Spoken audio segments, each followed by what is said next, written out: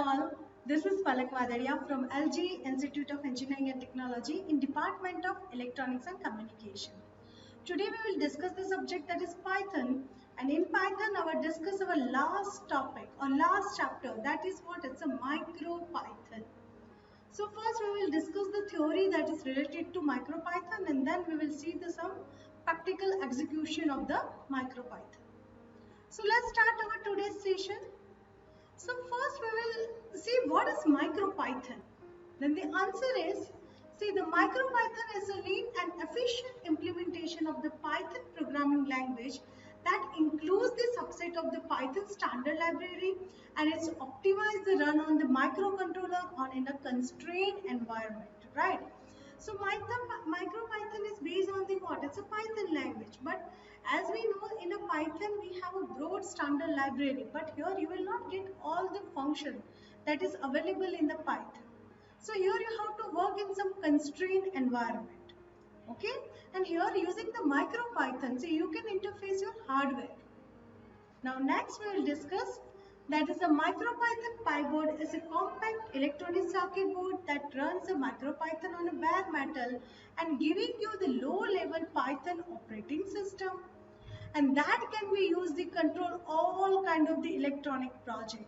That means suppose if you want to interface with some IR sensor or some temperature sensor, then that can be possible using the MicroPython. And simply we will first of all see many board is available, that is for example PyBoard, then ESP8266, then ESP32, all the boards that is related to what? MicroPython. Now next, that is a MicroPython aims to be compatible with the normal Python as possible, allow you to transfer the code with from the desktop to a microcontroller, or we can say it's an embedded system. Now next we will discuss the features of the MicroPython, right?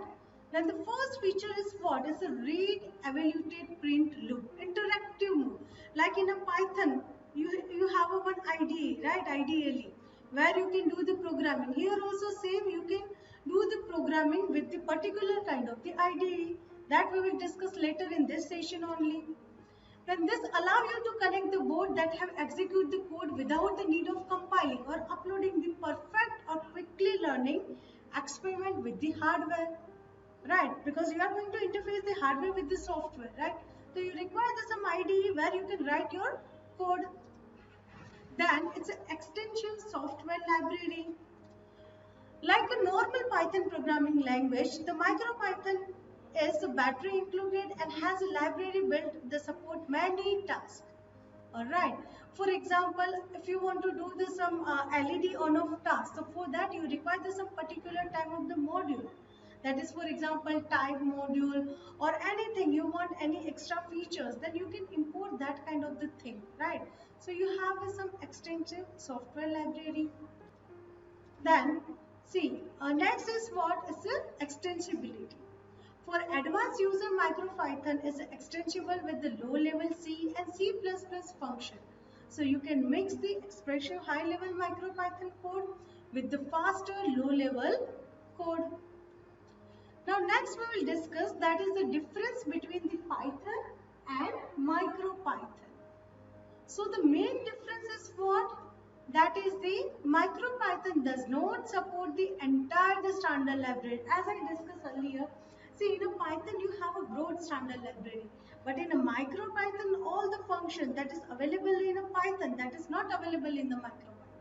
So you have to work in a constrained environment. The second is what? Unlike the Python, which user reference counting, MicroPython use the garbage collection of the primary means of the memory management. The second difference that is related to what is the memory management.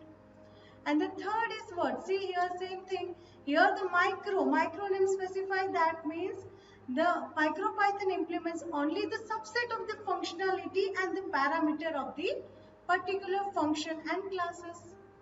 Each specific issue may be treated as an implementation difference and resolved, but there unlikely will ever the 100% coverage that is in a Python features.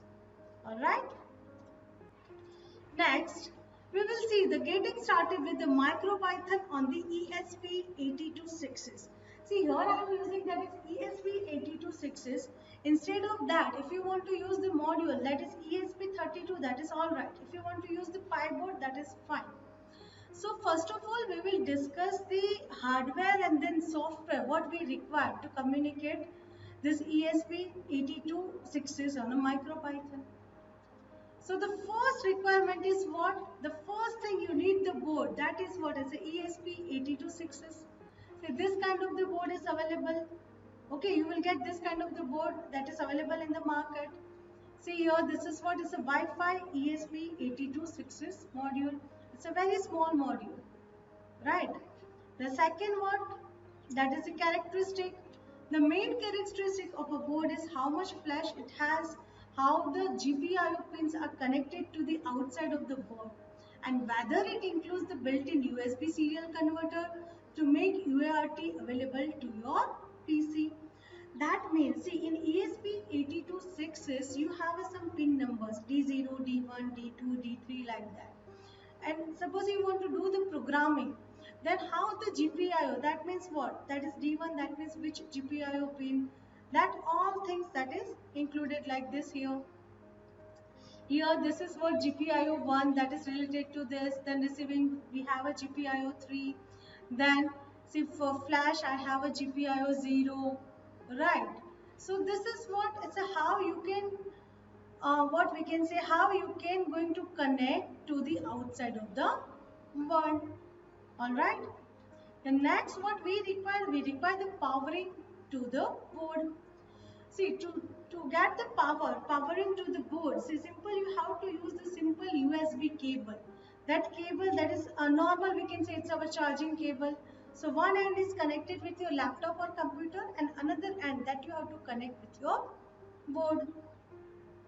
And otherwise you need to do the power directly. The next is what? We have to install the IDE, right? It's a simple like ideally PyCharm. PyCharm is what is ideally for the Python. So here also we have to install that is UPyCraft IDE.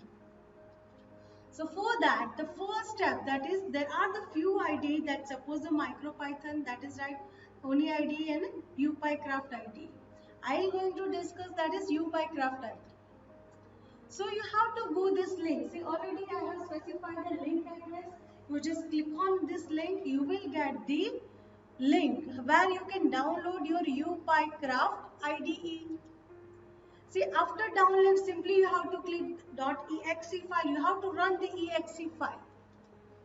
And then, after downloading, after exe, see, this kind of the window, okay, that is a UPyCraft version v.1 that will display. See here in that we have three different sections. The first section that is files and folder. Then the second is what is an editor window where you can write your program.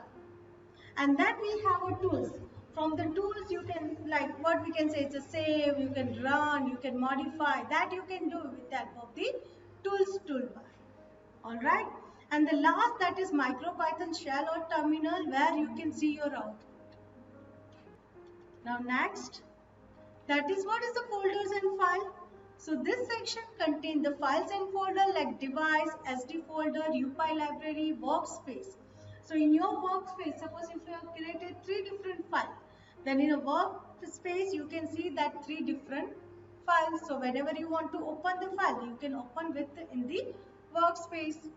Then the device folder contains the file that is stored in the board of ESP, including the board.py and main.py. Alright. So all the files and folders and that is stored inside our folders and file. Next is what is the editor window. This section is for writing and editing the Python code. So multiple Python file can be opened in the editor window.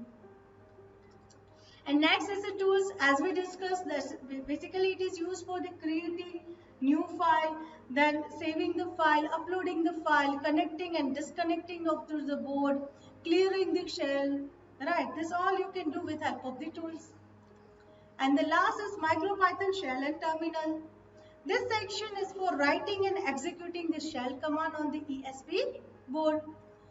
This section also shows the status of your program, whether it is like if you have any error, that error you can see inside the MicroPython shell and terminal. And next, what we require that is Node-MCU driver. For example, I am using this ESP8266 board, then I have to install the driver, because whenever I want to do the programming using the UPyCraft and whenever I want to run that code, so for that I have to select a COM port, and to see the COM port you have to install what? It's a driver that is related to your particular board.